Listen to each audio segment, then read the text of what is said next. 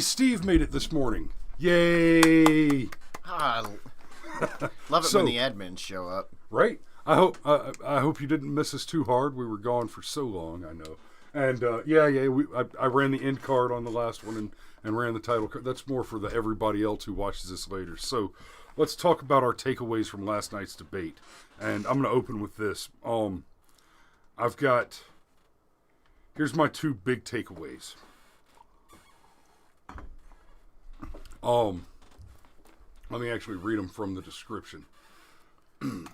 My first big takeaway really is basically Joe's looking desperate. Joe's looking damn desperate. So from the description, as the president was quick on his feet and able to reference current numbers and point to his actual achievements in the office, while Joe is only able to lie about his own record and repeat the bizarre claim that Trump has no plan on COVID, only then to try to pass off the Trump plan as his own, the celebrated incumbent handily beat the wilting octogenarian with style and aplomb. I love that word. I do too. It's right up there with kerfuffle. I was once informed by a commanding officer that the word kerfuffle has no place in a military report. I looked at him and said, "Don't you guys go to college and shit, sir?" And then my second big takeaway, and honestly, I think this is the bigger takeaway. It's pretty clear that the Donald won last night's debate, and we're going to talk about why that's clear in just a second. Zaluska says he's barely alive. Morning, sunshine. I hope you're not hungover too bad. But I think the bigger takeaway is the mere fact that Biden is backpedaling on his prior positions. He backpedaled on fracking. He said he never said no fracking. He absolutely said not only no fracking, but he said that by the end of his presidency, this was back during the primaries. He said that by the end of his presidency, there would be no more place for fracking in the U.S. and that they would phase out and eliminate oil. Think about that. No oil. God, I don't want to rabbit hole too hard on this, but that whole no oil thing, how many of these dumbasses do not understand it's not just the oil. There's this entire petroleum industry that includes plastics. Like, you can't just have no oil. Yeah, exactly. You can't just have no oil. I mean, the petroleum industry dies. All of this is gone. All the pins. There are no more pins. That plastic cup, which just broke. Gone. Oh, and I don't know. Condoms. Apparently the left doesn't use them anyway. Abortion is their preferred method of birth control. Yeah, obviously. But, and I mean, if you get rid of petroleum jelly, what are your Tubins and wieners going to do?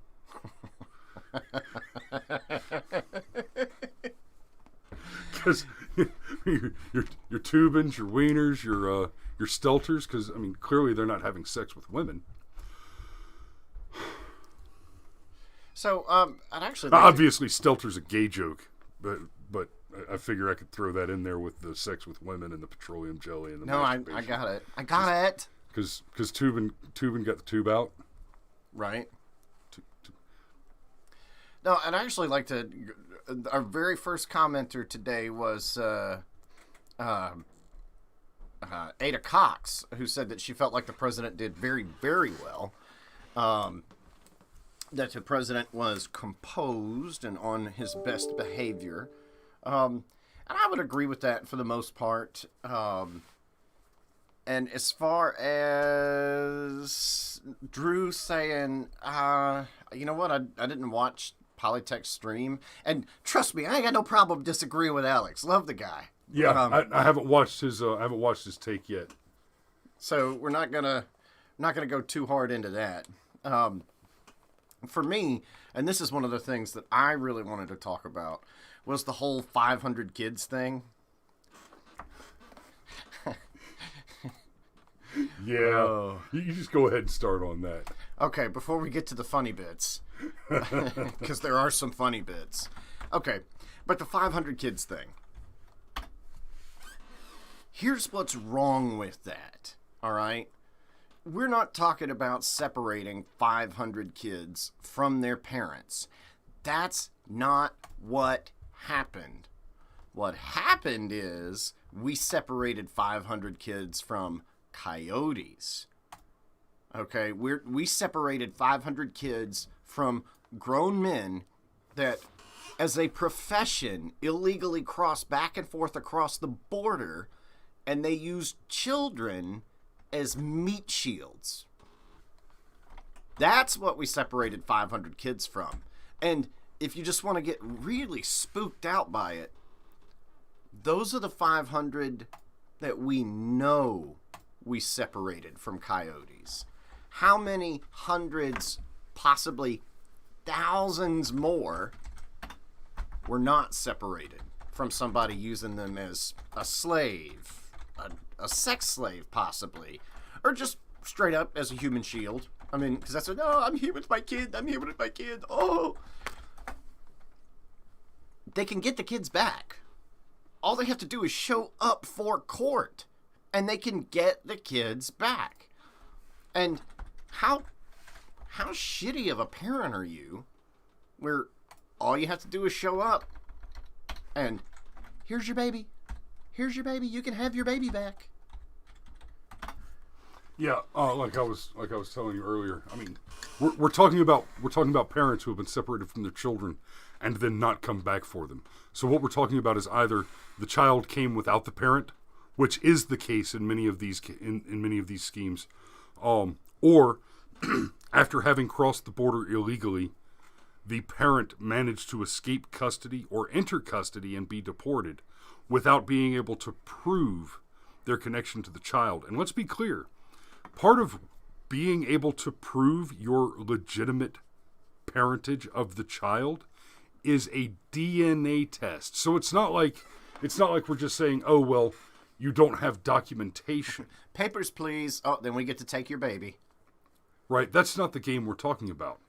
We're talking about children that have been, in essentially one shape or another, abandoned by their garbage parents. So, a little perspective there. If I had the inkling that one of my children was held by a government facility and no clear path to a legitimate resolution to that situation, this is not complicated. Everybody dies, the building is razed to the ground. Nothing survives until the child is safe. If you cannot say the same, you are not a parent. However... Or at least you shouldn't be. However, that segment did give us the best line of the night. Who built the cages, Joe? Who built the cages? Hey, Joe. Who built the cages, Joe? Who... Yeah, the political instincts. He badgered him a little bit with it. I can't see the comments right now because I'm trying to pull up the. No, not you, shitburger. That guy. That's what I was looking for. Hubert Owens Jr. Okay, so. Oh, hey, comments. We're about to actually talk about the thing Kristen Blevins is referencing. That, good grief. Oh, man. Yeah, in fact, I was just adding some tags to this because I set this show up and did the tags and descriptions before I became aware of Darshan Kendrick's situation. Darshan Kendrick is a representative running for re-election currently in Georgia's 93rd district, which, let me double check. GA District 93 includes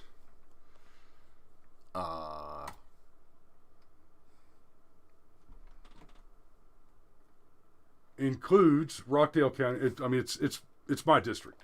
So it's Rockdale County, Covington. God, this map is a pain in the ass to read. Yeah, gerrymandering. It's an ugly ass map. Okay. But it includes Rockdale, Covington, up around the Panola Road area. So I voted for Herbert Owens Jones, Jr. Owens Jr. So she's running against Herbert Owens Jr., who, by the way, is a black Democrat.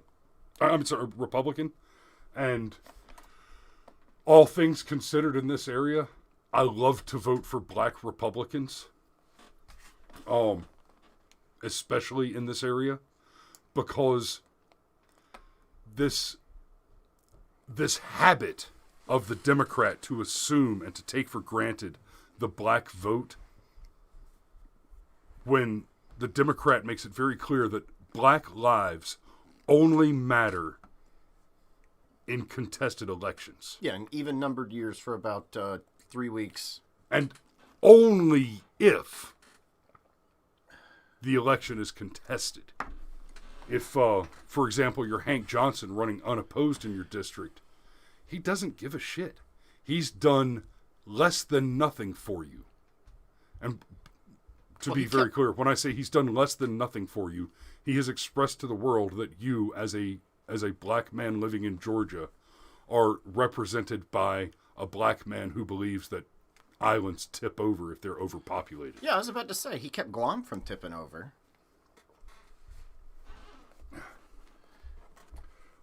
So, yes. Yeah, show him the tweet, man. Go vote. Show him the tweet. So, this is the tweet that people are talking about. Oh my God, did real Donald Trump just say 455 or 545 kids they can't find their parents for came over through cartels and coyotes? How the hell does a coyote bring a whole human across the border? Lord, stop talking. You're a corporate attorney and an elected representative in a state. How do you not know? Clearly, this absolute nut job has no idea, no clue what illegal immigration is. No idea of how any of that works. I've got some real experience with this from my time in the spooky world. And there are some serious issues surrounding illegal immigration. There's the question of how much taxpayer money goes to subsidize their continued existence. There's the question of a disproportionately large number of criminal aliens continuing to commit additional crimes. I hate the language on this. I hate the language of illegal immigration. No, immigration is a legal process. Ergo, if you have done the thing it resembles illegally, then the thing you have done is not immigration. Undocumented worker, you're not undocumented. You are the hostile foreign arm of a dangerous foreign power. You are an invading force. You are illegal immigration is not a civil offense. It is a war crime.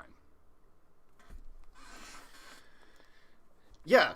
And Steve points out correctly, yes. Oh, yeah. Atlanta is a major hub for human trafficking because we have the busiest airport in the world. Plus, we have the I-20 corridor that connects and runs up from South Florida. So basically, we have trafficked people and smuggled drugs coming in Florida and along the coast and ending up on the I-20 corridor and then coming up to the Hartsfield-Jackson Atlanta Airport for global smuggling distribution. So, like Steve points out, how in the hell can you be an elected representative in the state of Georgia and not learn the word coyote by accident? So there's funny here, but the funny here is that you're literally this stupid. Or this evil. I mean, you cannot be this dumb. Oh, and the ratioed. So getting ratioed on most social media platforms means that you have an inordinate number of dislikes to the number of likes. On Twitter, there's not a dislike option. There's only the react option. So when you see the quoted tweets or the reactions, the responses outnumber the likes by a significant margin, and this is huge, 11.6 1,000 quote tweets against 2.5 thousand likes. This is one of the worst ratios that we've ever seen. So not only is it unbelievable that you, a Georgia lawmaker, doesn't know the word coyote even accidentally or tangentially. Here's at least 11,000 people who, presumably, most of whom are not lawmakers, who just know the word. Like, I mean, Jesus, did you not at least watch Born in East L.A.? We got two kinds of immigrants over here. We got Mexicans and OTMs. What's OTMs? Asks Cheech Marin. Other than Mexican. Oh. And it's a bunch of Chinese guys sitting at the bar eating nachos and drinking beers in Mexico because they've been deported. Nobody cared what they really were. But I love this. Brandon Tatum, who, before I read his tweet, I will remind you, is a black man, says, "This must be an affirmative action hire." I love sticks too. Oh God, you exist and aren't a parody account. Oh, what's Austin Peterson got? He's I'll retweet the shit out of that. Replying to Darshawn Kendrick and real Donald Trump.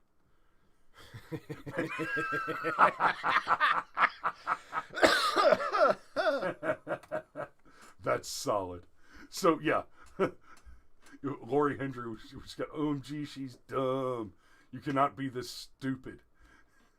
Cartel hollows out the inside of the coyote, leaving only the heart and lungs. Then they stuff the child inside. The child has been trained to drive the coyote from the inside by operating the tail like a rudder and looking through the nostrils. It's some real next level shit. That is genius trolling, Ivan. You if you send me a direct message with your address, I will send you a white hat. Yeah, just you're a corporate attorney, right? Yes, and a damn good one. What's your point? I think his point is that you're dumb. Dumb?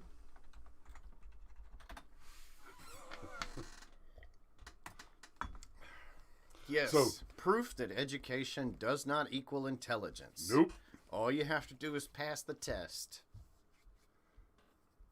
And oh yeah, oh God. Minimum wage is left up to the states because it's supposed to be. There shouldn't be a federal minimum wage law. There shouldn't. Anyhow, I'm not going to go down that hole. Just. And I don't know if I'll be able to find the tweet quick. Oh no, there it is. Yeah. And just 2 hours ago, so she tweeted that last night during the debate, got ratioed to hell and back. And then this morning, about 2 hours ago, she doubled down. Okay, points for getting out of bed early and getting to work, sunshine, but Jesus Christ, you need to read a book. Or at least drink a cup of coffee, get some synapses. It's terrifying. Absolutely terrifying that people in my district elected this woman. She's in the same district as Hank Johnson. I see a trend. The Democrats in Rockdale County and the surrounding counties, this is who represents you, right? As far as the world is concerned, as far as what represents you, as far as the face that is put on you as a Democrat, if you happen to be a Democrat who lives within about a 40-minute drive of me, then what the world knows about you is that you have no idea about anything related to foreign policy and illegal immigration or geography. That you believe that illegal immigrants ride coyotes across the border and that Guam is going to tip over if too many Marines gather on one side for an evening. That this is what the world knows about you. And it's because you voted for this. So tell me, are they wrong? Are they wrong to expect that this representation of you is a reasonable and legitimate and accurate representation of you? Are they wrong to have that expectation? And I mean, she got up this morning and doubled down. My gift to the world is to show folks priorities. What the hell does that have to do with a whole mess of conservatives got upset over a coyote yesterday more than they did children in cages? Because you don't have any idea what's happening here. You literally believe that Donald Trump stood by the wall and just lined everybody up and ripped their children screaming away from them at gunpoint, one at a time. You believe that he personally did that and then put them into cages. Who built the cages, Joe? Who built the cages, Joe? What a great comeback. Oh. You know, okay, so the whole thing about showing people priorities, that's projection, man. That seems to be just such a feature of the left. Like, why do they think we're concerned with race? Because they're concerned with race. Why do they think we're concerned with sex? Because they're concerned with sex. So why does she feel like she needs to point out my gift to the world is to show folks priorities? Because her priorities are... Because if I'm being honest, I don't actually think she is this stupid. I think she assumes that her voters are that stupid. That's what it really is. Drew asks if we're talking about Josie Cruz. We have not talked about Josie Cruz, who, by the way, has an H in her name. It's Josiah Cruz. We're gonna, but we will be putting out some video with Josiah. I met her this past Sunday. Cameron got to meet her last night. It was funny. Cameron comes over as we got there. He's like, "Hey, Chris, who's that sitting over there?" And I didn't tell him. I just looked at him. I said, dude, you should totally go over and ask her about her socialist agenda. Because this is Josie Cruz, who I got footage of Josie last Sunday that, again, I'll be putting out on the channel, God's willing, later today, if not tomorrow. I'm busy as a squirrel trying to shit a pineapple right now, guys. But how did he eat the pineapple in the first place? Carefully. One bite at a time? No, because the joke is that he's trying to shit it whole. No, so I understand the joke. He probably took it down with a large flagon of rum. Like a horse pill for penicillin. You know, just not as smooth. Like an aggressive antibiotic. One that just fucking means it. But last week I got to meet Josie and I got to film her on stage with Doug Collins and Brian Strickland and them. And she said, in her fantastic Venezuelan accent, "I love my president because he said America will never be a socialist country." And, brother, if I hadn't already voted for I ain't gonna lie. I voted early enough that I didn't know much about her when I voted. All I needed to know is that she had an R next to her name and was running against Hank, Guam's gonna tip over because I'm an idiot, Johnson. And then I got to meet her and hear her speak, and I was like, Jesus Christ, I'm going to go back and vote for her again. Did you already vote? Yeah, I already voted twice. You call that doing your civic duty? Shave him and get that beard off. Come on, boy. Yeah, I actually got a quick little 2-minute interview with her. She tells a fantastic story. I won't spoil anything, but almost made me wish I lived in Rockdale County just so I could vote for her. Yeah, buddy. Okay, I think we need to wrap it there. We're at 25 minutes on this one, which means I think we've gone a total of about 50 minutes. I actually had a shitload. Can you hang out for a little while? Not too much longer, but the one thing that I feel like we need to hit is the laptop and the money, and Joe Biden saying that's not true. I've never taken a penny from... Yes. Well, and Joe just, I mean, God, the lies. He doubled down again. He repeated the very fine people lie. He repeated the Mexican rapists lie. He repeated the you told him to drink bleach lie. All of these are hard debunked with receipts, easily verifiably false. I'm somewhat impressed that he didn't mention the suckers and losers hoax. But like the suckers and losers hoax though is a good counterexample. Twitter is saying that the one of the excuses that they're using for suppressing the New York Post story, which apparently has been unsuppressed now. I'm not sure where we are on that at this point. But one of the excuses they're using there is the defamatory nature of the Post story, and making claims that it's unverified and unverifiable. So bullshit. There's sworn testimony now.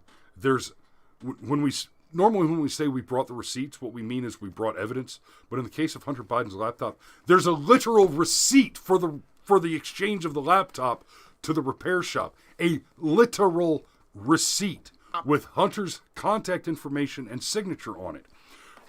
Quite by contrast with the suckers and losers hoax, there is no evidence being asked or offered.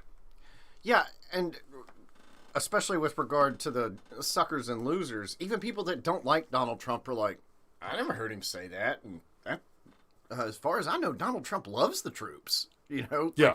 People who have actively worked to, honestly, people who have lied against Donald Trump in the past swore that he never said it. Swore that they never heard it at the meeting where he's supposed to have said it. So, and then there's the oh dear. Okay.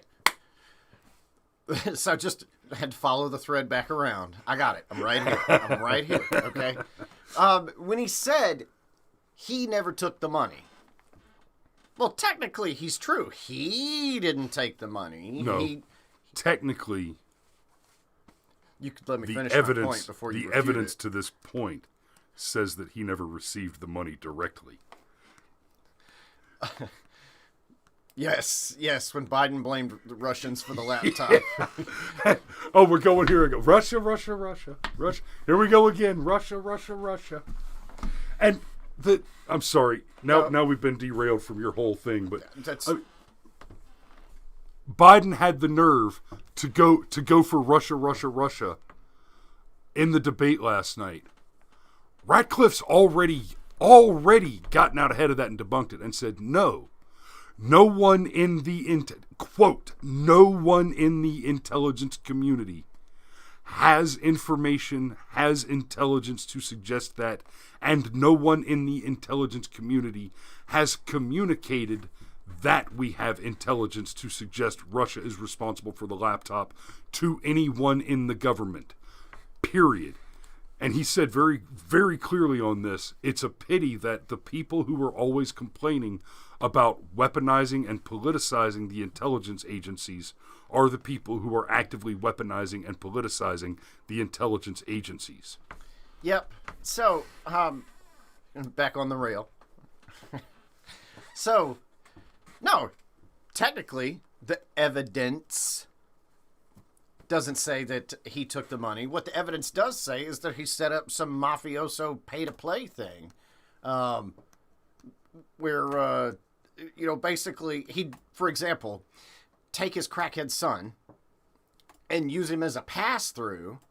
Like, if I wanted to, for example, and I wanted to hide money, it's kind of the oldest scheme in the book, I could just give it to somebody like Chris, whom I would trust to not spend that money. And he gets a piece of it for, helping me hide it. But it's still my money. On paper, it's Chris's money, but it's still my money. I mean, like, seriously, this is like Don Corleone type stuff here. The other thing, and I'm blanking on the guy's name, he's the guy that wrote the 600-word letter that basically said, Bobolinsky? No, not Alinsky. Bobolinsky, thank you. That basically said, I was in on some of these deals. When they say, when they say the big guy gets 10%, they're referring to Joe Biden. I don't know. I don't know where anybody could have gotten that idea from. Oh, wait, look, intelligence documents. How did these get leaked? Oh, I can't discuss that. Oh, That's actually more dangerous than having these. fair enough. Oh, here's a picture here's an image you might recognize.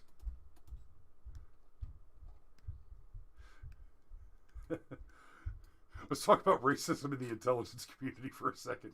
Okay, so Obama is just his picture, Biden is just his picture, but all the Chinese guys are labeled. Do with that, infer from that what you will. But no, there's no evidence. There's no reporting. There's no intelligence. No. I don't have any proof that Kim Jong-un, for example, is connected to Lee at the top, who is apparently organizing Chairman Yi and Yang and all those guys through the Bidens and the Rose something Holdings. No. Anyway, that knock at the door is probably the feds coming to take us away, and we will. You got anything else to cover up on? No, I mean I got a lot more I'd love to always. talk about, but we're not Rush Limbaugh. We can't do a 3-hour show yet. We're getting there. Yet. Now, when all your free coupons on the locals, brushfiremind.locals.com run out, and you start sending me $2 a month, that will help a lot towards the 3-hour show. So, if you anybody who wants to get in on that, I'm going to keep extending the free coupon to everybody that's a loyal watcher currently, at least until the end of the year, because I want to get you guys engaged on that and see if it's something that's worthwhile. So, if it works for us, then that's also going to be the platform that we use to release the short films in the future, so that we can put our actual film projects behind that paywall for our paying viewers, and that'll just help the whole expansion. So, I think that's all we've got for today, or at least all you're going to get. Y'all have a great day. Be safe out there. Sex, drugs, rock and roll, videotape with farm animals. No two at the same time. Don't drive drink. Don't fry bacon naked. Be safe, and we'll see you Monday morning.